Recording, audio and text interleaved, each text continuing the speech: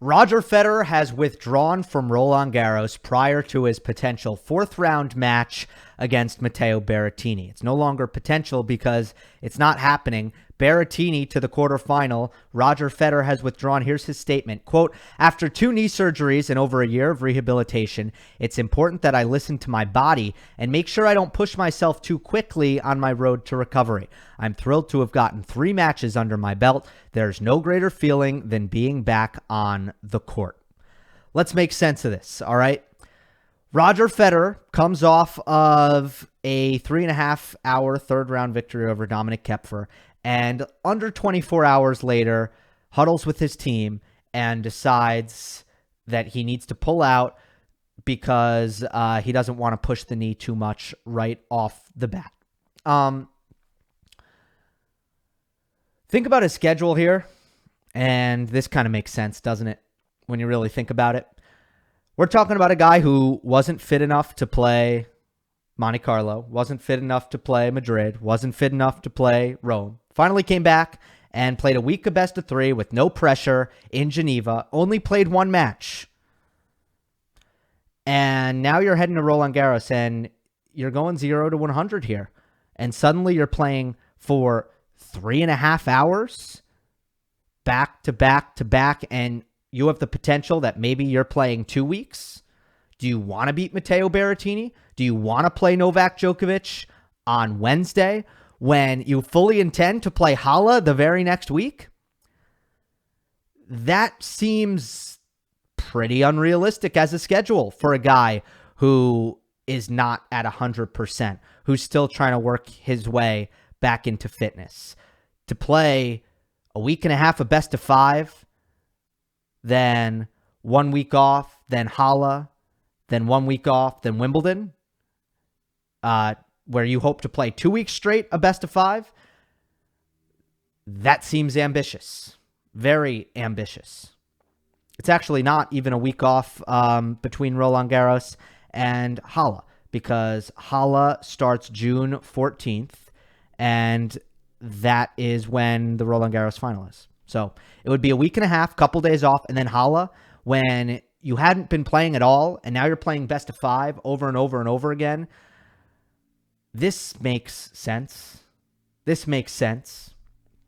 And we're talking about a 39-year-old who is still playing tennis. This is why.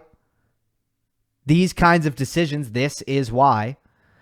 With that being said, I understand the reaction to have certain moral objections to Roger Federer's decision. So let's explore these natural objections that I think come with something that is pretty rightfully stigmatized, which is withdrawing due to fatigue, right? Withdrawing due to soreness, to protect the body.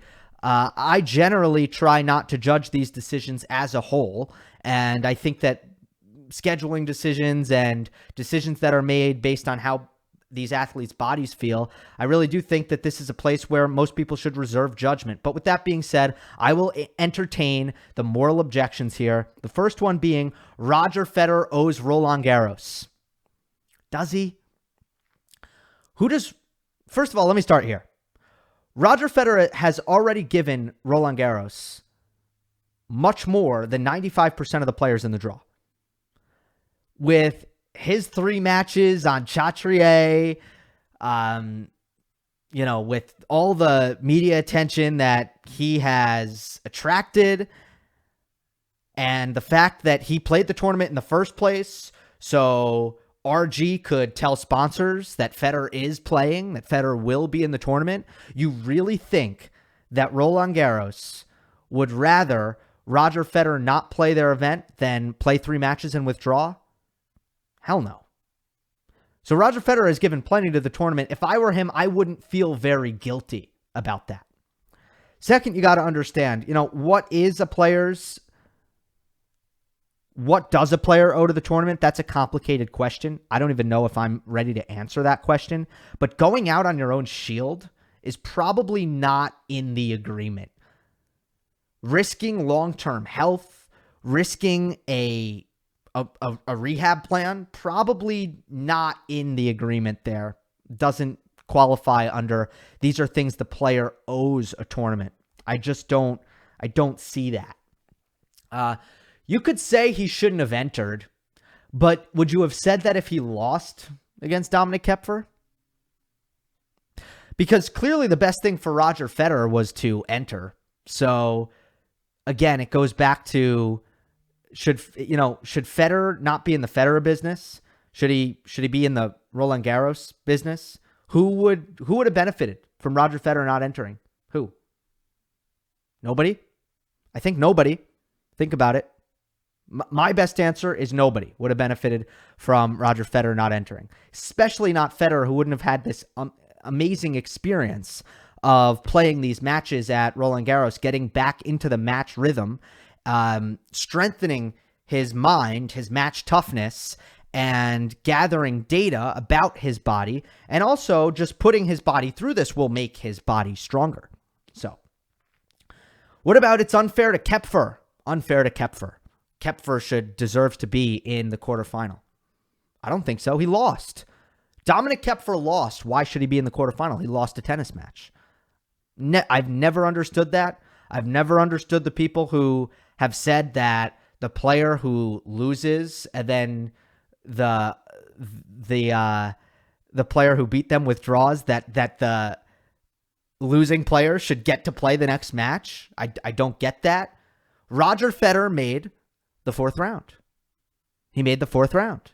Just because he couldn't play the match or decided not to based on the state of his physical health doesn't mean he didn't make the fourth round. He did make the fourth round. He won 3 matches. Koepfer won 2.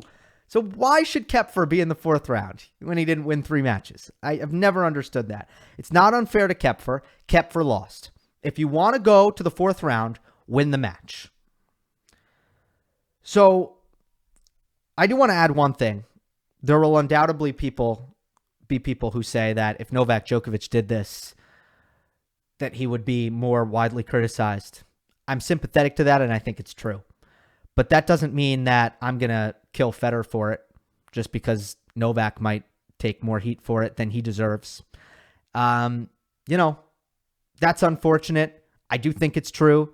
But I think if you're a Novak Djokovic fan, don't destroy Roger Federer for making this decision just because Djokovic would have been destroyed by some. There's just nothing you can do about that, really.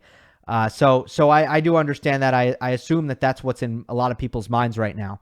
And yeah, Federer does get more favorable benefit of the doubt reactions from the public and a lot of the media. So that's true. But in conclusion, I'm not so sure exactly what a player owes to the tournament, but I just don't think it's that. I don't think it's trotting out against Mateo Berrettini when it does not make any sense. It's probably too much on your body compared to where your level is at. I mean, it's 0 to 100. It's insane. He did not build himself up to do this. His body is not built up to do this. So when you push it too far, you risk injury. He does not owe the tournament that. It's easy to understand the decision from Roger Federer's perspective, and I'm really struggling to understand any compelling moral objection to Roger Federer not doing this. So he moves on to Halle, and we move on to the rest of the tournament. Hope you enjoyed. Don't forget to subscribe. I'll see you next time.